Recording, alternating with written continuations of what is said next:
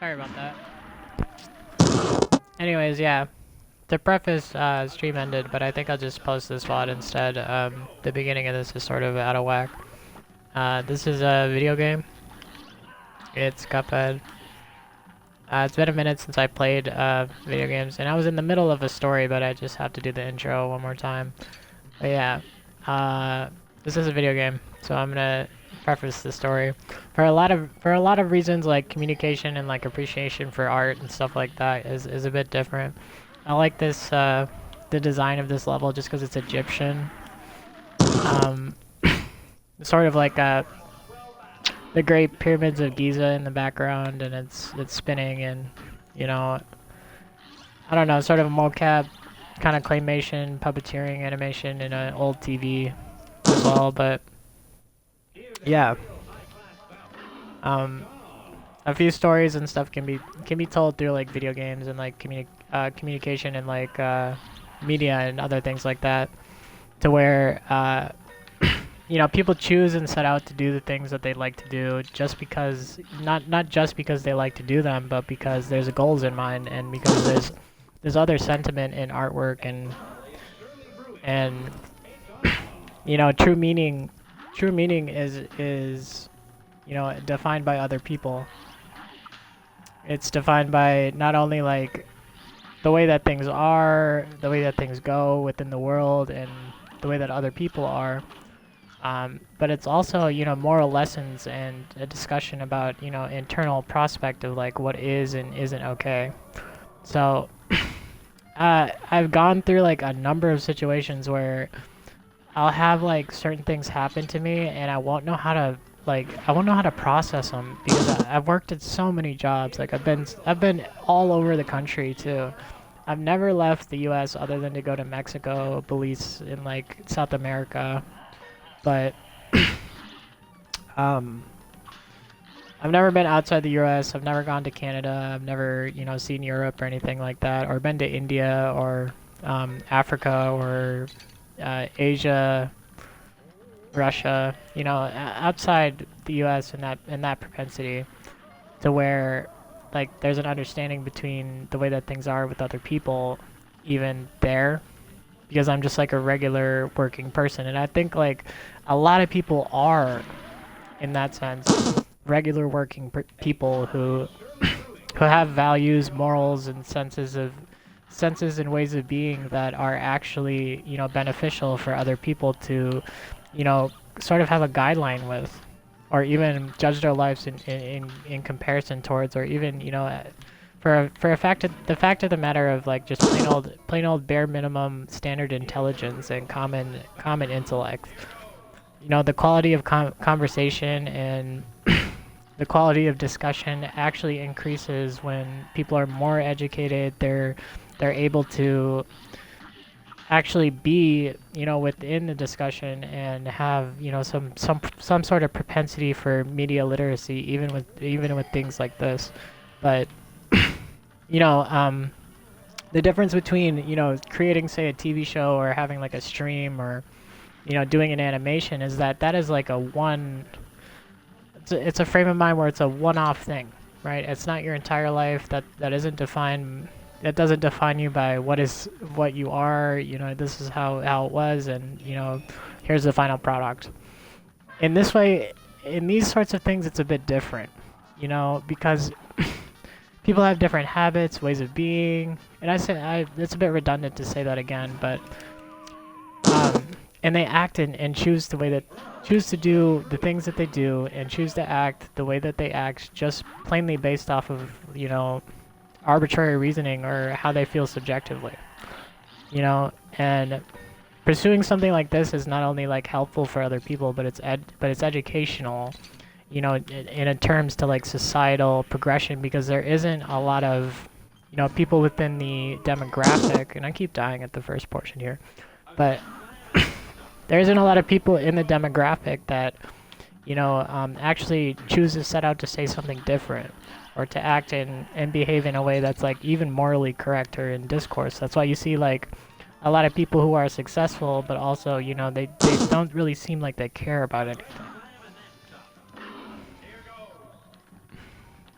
And that over analysis of it, I mean, even that thought process even goes deeper um, into the way that things are, just like in the world and in sentiment, I guess, in terms as well. You know, their attitude towards everything. But I don't really make baseline judgments or assumptions because I can think for myself. It's just one of those things. Within certain public occurrences, even like residual public officials, like I've seen even within the government, you know, the difference in ability to communicate, because you don't want someone who can't communicate saying something about, you know, topics that they aren't familiar with, that they don't research, that, you know, they would have no understanding of, and just, you know, flat out say like um, logical fallacies, you know? Sorry. And what a logical fallacy is just like something, it's like, oh, well, I know this, and, you know, this information is correct, you know? But it's really not like that at all. You know, there's a little bit of subjective matter with everything, but unless it's, you know, a fact and true fact, you know, it shouldn't be believed. But subjective communication and the way that things are, you know, a lot of it can get misconstrued even. Uh, but I do have some stories. I really do. I wanted to tell the story about this time I was working in a pizzeria, and the whole premise is that I had to work with someone that I didn't really like, you know, and the discussion being made by, like, if you have a coworker that you don't like and they are acting and behaving in a way that is just like different than the way that you would choose to be, you know, acceptably interacted with, I guess you could say. What is it that you do in that sort of situation? You know, I for one am someone who's like very passive. I'm not passive aggressive, but like for like passive interval and passive intervention and passivism, you know, it's a premise to just like let those things be and let people be who they are, and to get your work done and to not focus on them. But this one time, I was working in this pizzeria and I was standing there and I was on closing shift because I was the manager at this place. And what closing shift it entails, it's like, you know, regular food safety certification, and um like sanitize all services, you make all the food, you know, you're there until like you're there until like 2 a.m. every night. And you know, it becomes a routine because that's what working in a restaurant essentially is that it's a routine, it's food production and this, that, and the other. But it was artisan pizza, so it was a bit more than, you know, more than the average pizzeria, I'd say. And I've even worked in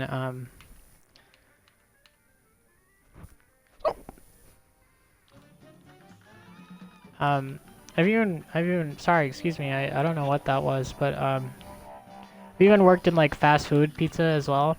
So like there's a difference between artisan pizza and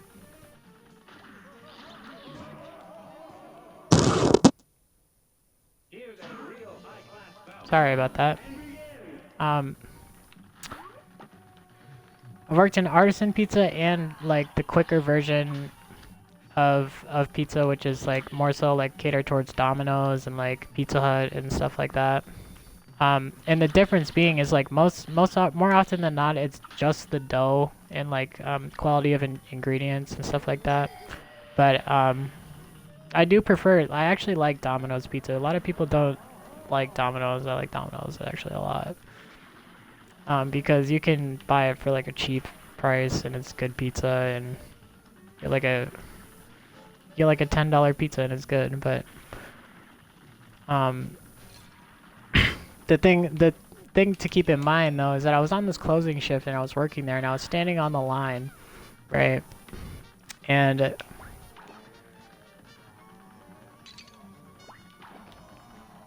I was standing on the line and I had this coworker, and he was like you know, I found out later that he had some like personal issues in his life where he was like actually he was actually on drugs. So I wonder if this night that I'm describing that he was doing the same thing, but and that's always something that you wonder. That's why you never want to do something like that because it just like ruins the trust between people even afterwards. So I've never been that type of person to use those types of things, but um I was working on the line with this guy at this pizzeria, right? And we were on we were on closing shift, and he starts to talk to me, and in the middle of like talking to me, he just pulls out his phone and he shows me a picture of like he shows me him like actually having sex with this like he shows him he like okay, so here's the deal. And this like story is actually like just so weird to me because I was so uncomfortable at my place of work. But here's what I'm talking about. He pulls out his phone. He shows me like him, the physical guy that's like my coworker that I'm not even I don't even care about. Like his personal life just has nothing to do with me whatsoever. At all. I don't want to see it. I'm sitting here just like, oh, this is absolutely horrible. But he pulls out his phone and he shows me just like this picture. And it's him just like completely naked, right?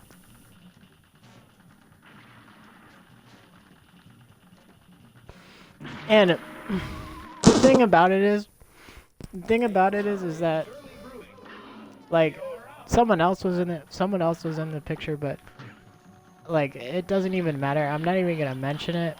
But it was just that frame of reference that like he pulled out his phone and he's like showed me this like it's in just commonplace. And I'm thinking to myself, why on earth would you do that?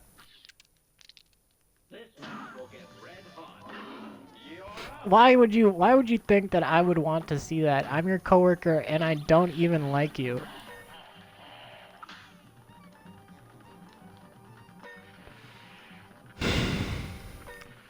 And you know, it's so interesting too that like it was just like he expected me to be like cool with it too. You know, and at this point in time I'm like I'm going through closing rituals. I'm sanitizing surfaces. It's like 11:30. I'm there till like 2 a.m. And there is nothing for me to do. There's absolutely nothing. There's no way for me to like no way for me to do anything because I'm a good person, right? I don't want to get this guy fired because like the guy obviously needs a job, right? And I'm the exact same way. Like I don't like to cause harm or like do anything to anyone else that like would ruin their life, you know, or even like ruin their opportunity. Like a lot of people survive off of like certain things like that, right? I don't want to be like that type of person towards other people, but I've been in situations where like you're either it's a choice, like you put your foot down and do something about it or nothing, right? In this way I chose to do nothing, but I was forced that night to see my coworker completely naked for no reason. And they the people at the management at the pizzeria, I was the manager. So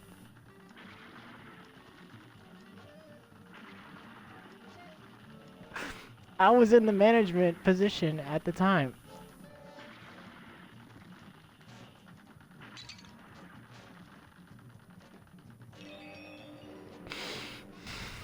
So I couldn't really do anything. That was my decision. It was like, okay, well this guy like he's employee. He's employee Fred, you know, and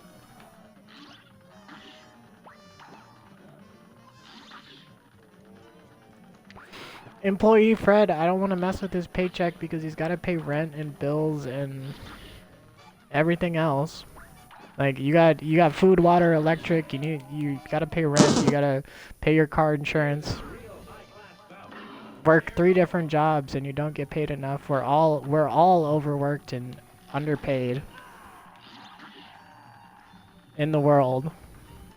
I know this for a fact. I'm in the management position. Why did you pull out your phone and show me this atrocity?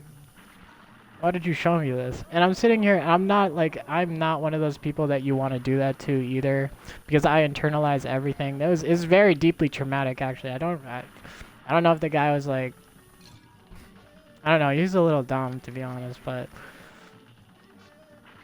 I don't have the same sorts of boundaries with that even that other people do, seemingly. But the guy was like broing out, you know? You know when guys, like, here, I'll describe this. This is why I don't have many guy friends. When dudes get around each other, they start duding out. Start being bros. Like, we're all in the locker room. Like,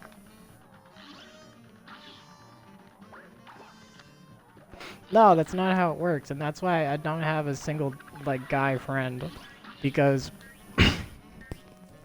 like, some guy out... So, one of them, like, you get into a group of people, one guy is just, like, not like me, and... the person ends up not liking me, and then the other person then the original friend that you're around is just like not cool with you anymore after like some time. Like, oh, you like that dude? Like, and even guys get like that. Do you think only women get that way? No, men are even territorial about their friends. You know, not even romantic entanglement, but about their friends. And you know, I get it. I understand that too, but it's also like, you know, I'm not gonna fit your standard to begin with. I'm not that type of person. I don't really care about... I really don't care how you have to feel about my life, you know? Because I'm gonna do what I'm gonna do, and I'm gonna make what I'm gonna make. But people get that way. They're very, they can be jealous-hearted, even.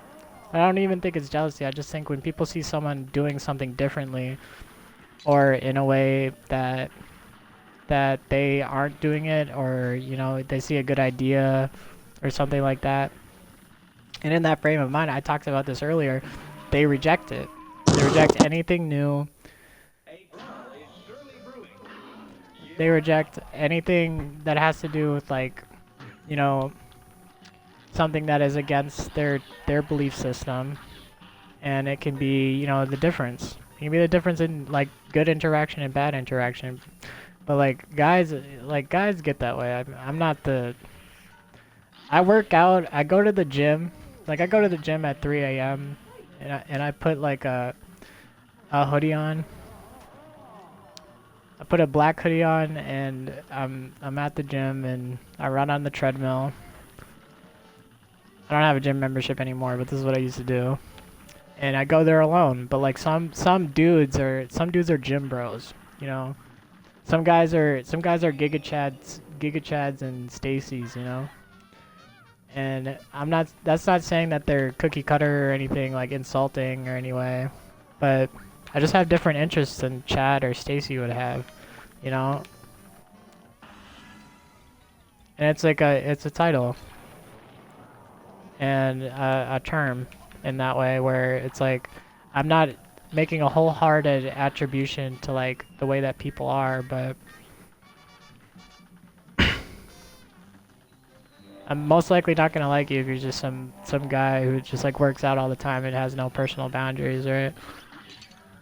Because that's what I call a gym bro. Like, here, let me spot you. He starts like grabbing your waist or something. And I'm sure that's like the way a woman would feel too. But like, here, let me spot you. The guy starts like, no, you're not doing it right. Where's your form? And he starts just like yelling random stuff like, please just leave me alone while I'm working out. I already don't want to be working out. This is for my health.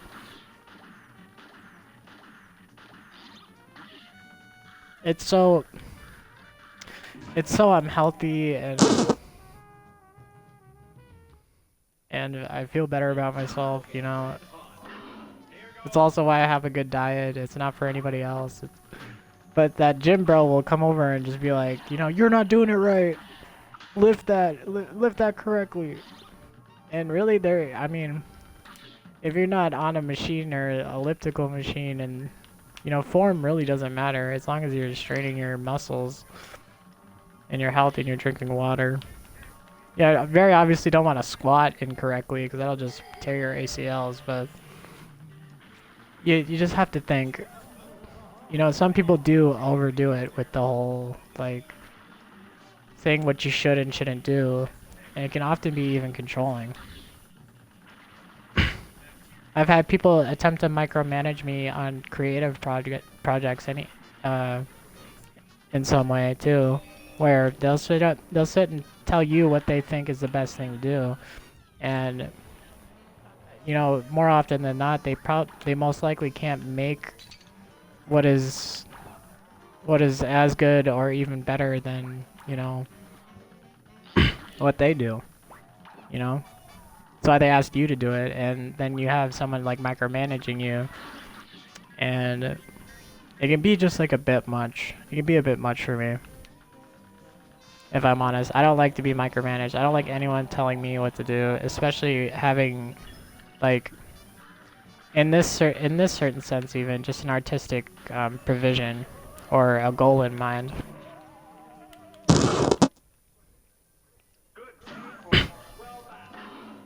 But same thing goes for working at the pizzeria.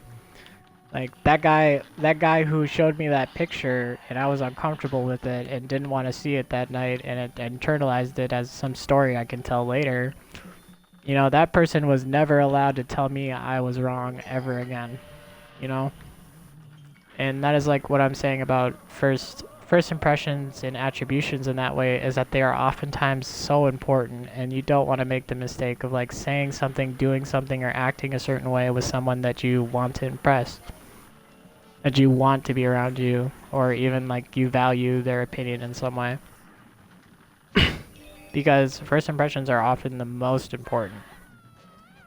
Dealing with people, time, you know, they say that a lot of things are very different after the first time that you meet someone, after the first time you interact, um, and that is defining, even in the world and situations and interviews and stuff that you have to do, paying bills. Say you have a lot of things you have to do. You get on a Zoom call with someone. It's gonna be the first 15 minutes is an introduction of essentially who you are to other people.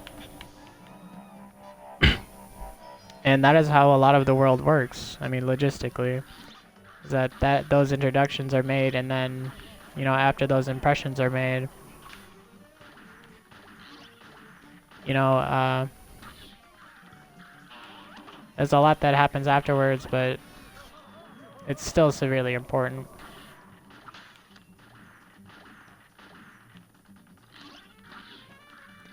At least to me. Severely important to me and everything that I am, that, you know, people perceive me correctly even. And I do have like some sentiment with that sort of thing. This is such a cool portion of this level here.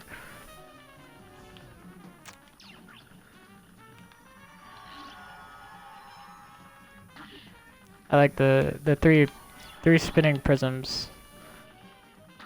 So cool with eyes in it.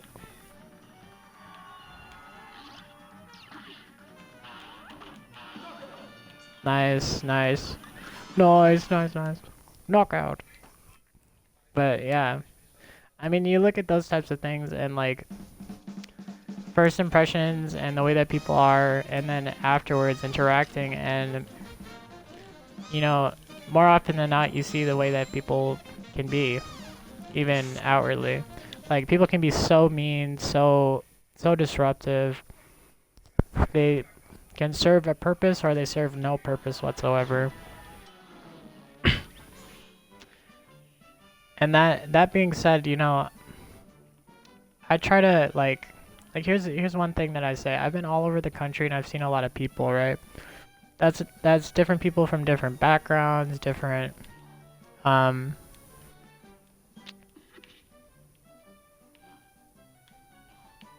different backgrounds, different walks of life, different socioeconomic classes. And when you make that distinction and you can see it, and like there's like all over the country there's portions of like people who go through stuff, right? people who like they live their lives, and it's important to see those types of things and just know that, you know, just because you can't impact, you know, a lot of their life for the way that they are, just because you can't like do everything doesn't mean you can't at least try to be a good person in that way. You know, so a lot of it is like having a profound impact.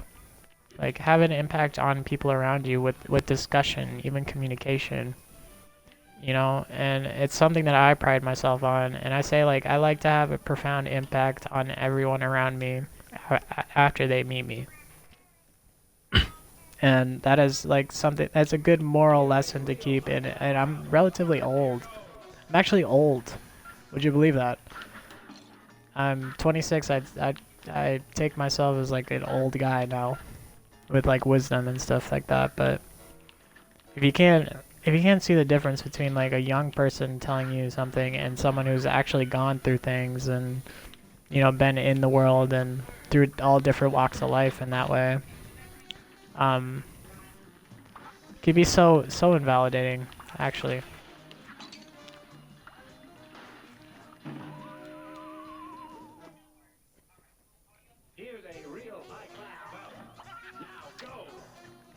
Very invalidating. But I don't ever take that as like an insult or anything like that. It's just there's a lot of ways that people are, for sure. Sorry, I'm just gonna die here. Interesting. Just give up and retry. Just keep 3 health, 3 HP. But yeah. And the reason I say that is that like a lot of people don't even see those types of things. They invalidate intelligence just with like commonplace, and that's why first impressions are so important. And the reason being, like, even within educational ability and educational skill, you know, you want to have a mannerism of speaking, a healthy discussion about things. You want to be able to correctly express yourself and the way that other people are. Or even if in defense, and oftentimes it can be in defense of, you know, things that would otherwise be a product of other people. And even with this, it's like a form of communication. I sit down and talk to the internet, actually. And I think like the internet is a place where like things like this can be made, and I, you know, respect it as truly what it is. And, you know, I'd say that's art first and foremost, but it's also my life. But the difference being, and I made this discussion earlier I didn't want to do the candy boss again, but life is not a TV show, you know, and those impressions and the way that things are, you know, they serve a purpose and are very important, actually. In a lot of ways. That being said, I still have the worst life ever, I think.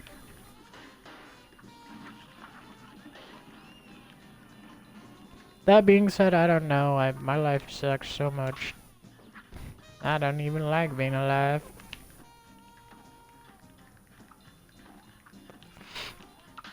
That's only funny because you guys like riding a green horse.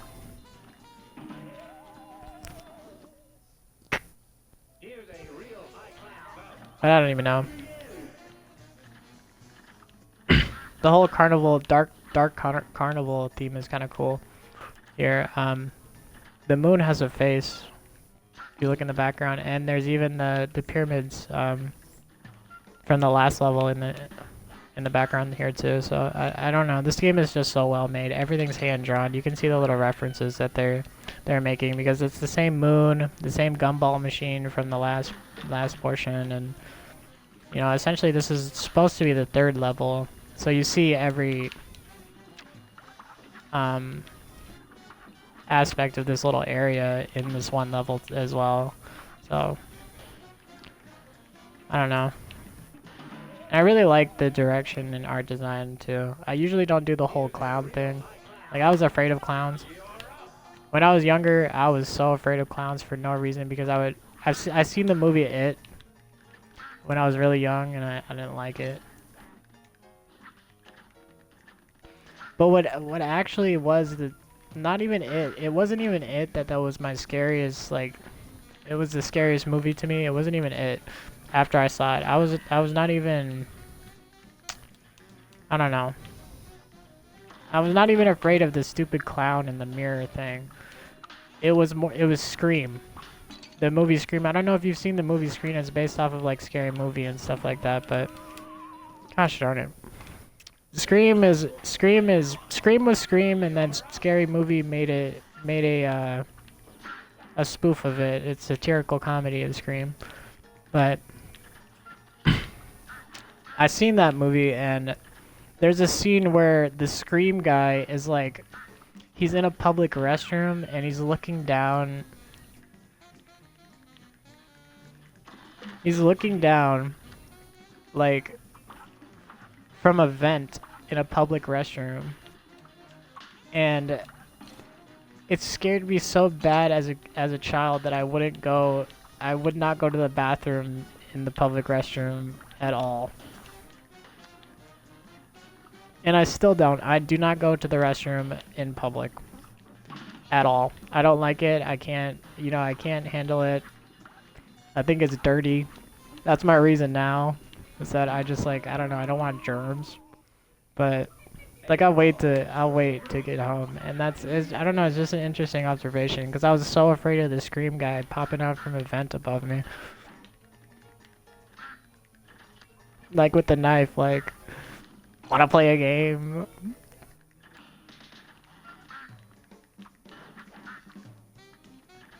That's not even the Scream guy, that's the Saw guy, but the Scream person actually made phone calls. That was the scariest part. Is that you think like you get a random phone call, right, and it's no one talking at all. And it's like, where's Jenny? Where's Fred? I'm right behind you. I'm looking at you. That is so scary. Because you should, like, in the era of, like, landlines and phones and stuff like that, that is one thing for, like, a psycho murderer to do, is to just, like, find your phone number and call you before they murder you.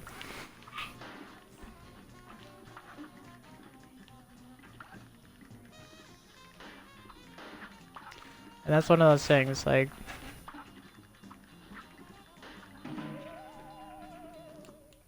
I don't know, it's like, the whole psycho murderer thing is so funny to me.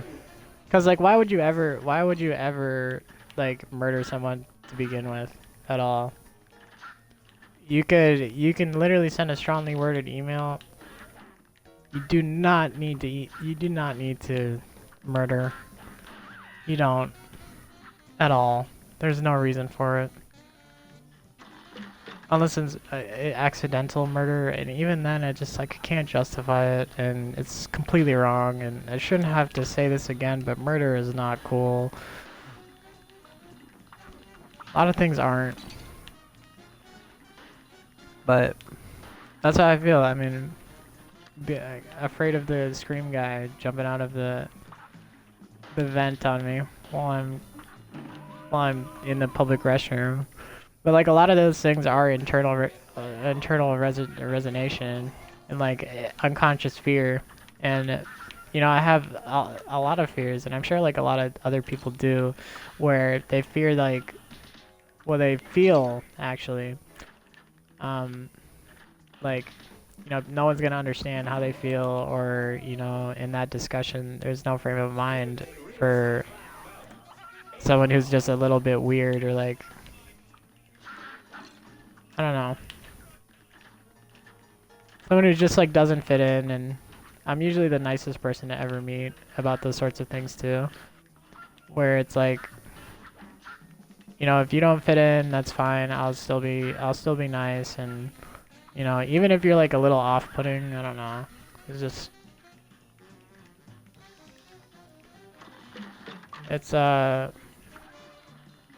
it's a little bit weird that people are like that, and like some people can be so jaded and weird about those kinds of things where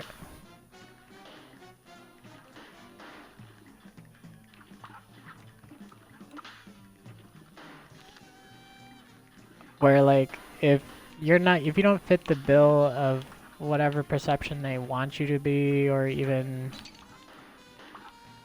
by any right a beauty standard, um, people can be mean. People can be weird and judgmental and mean. So it makes me really happy when like honesty and positivity are, you know, used in the right way. Used in some way, and in any right mind or retrospect, just to be like a good person to other people, which is what the world needs. There's more room in the world for that sort of thing, you know? And you want to have that sort of impact on people too. At least I try to, but I'm going to beat this level real quick, and then actually have to leave. It's getting a little long, you know? I mean, usually these things are like an hour, but this is still a video game.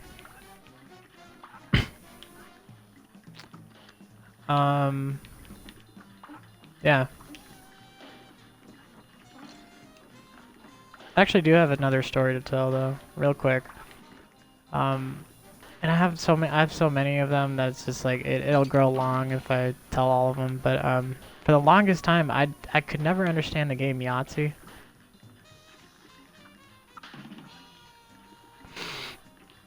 I do not understand the game Yahtzee. Okay, it's like it's a card game. It uses card game logic. I did the exact same thing again.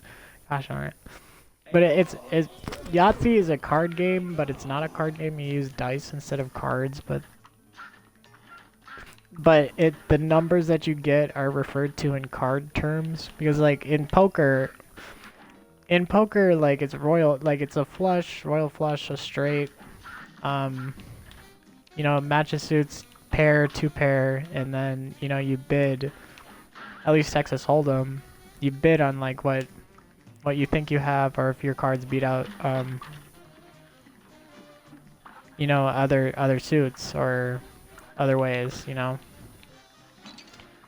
Other hands, I'm saying. The people who were playing poker with you, if you see your cards, especially with Texas Hold'em, your cards beat out the dealers, your cards beat out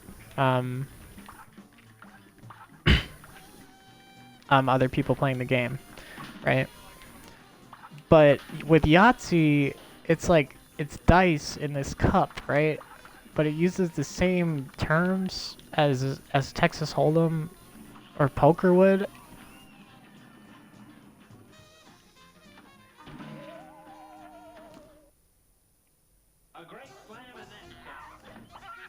And I don't understand it. I never understood it. But what's funny about this is that like I used to play Yahtzee, right? And my family used to play Yahtzee.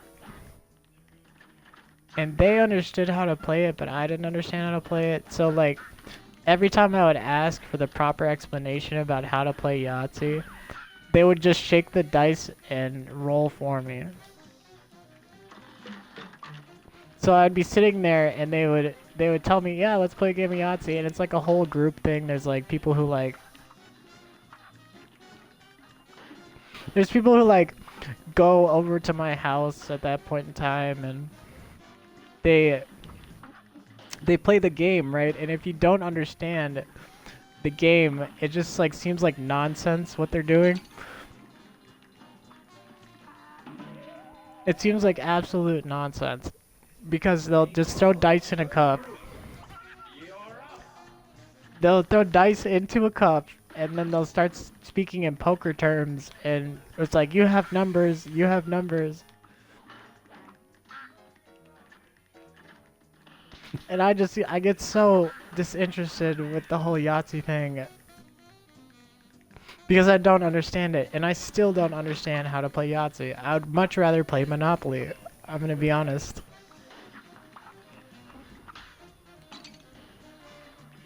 I'm gonna be honest, Monopoly, arguably the better game. That or like Solitaire. Just give me a deck of cards. I know card tricks.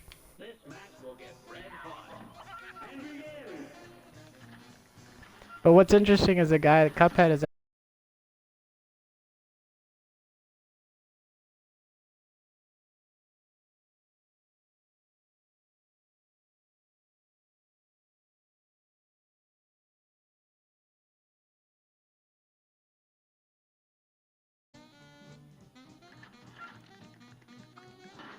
Cuphead is actually the same color as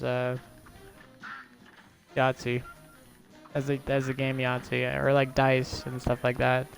I just think that's just an interesting thought.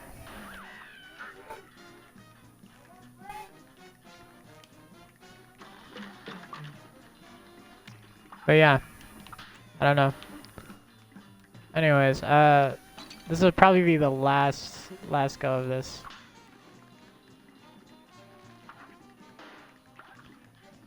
So I have to beat it here. Just to make sure.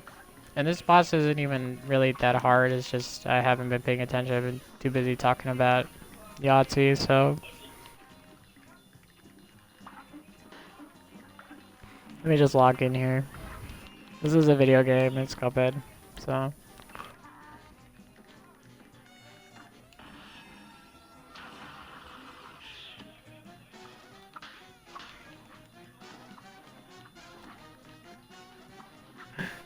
I keep saying that, I don't really even like... Let me focus. Let me focus. In mi mente. Mi mente focusa. Focusa, actually.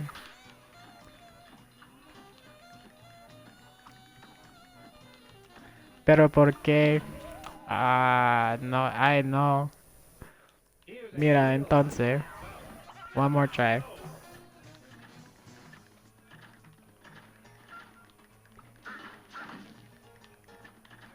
A veces. En juega el café.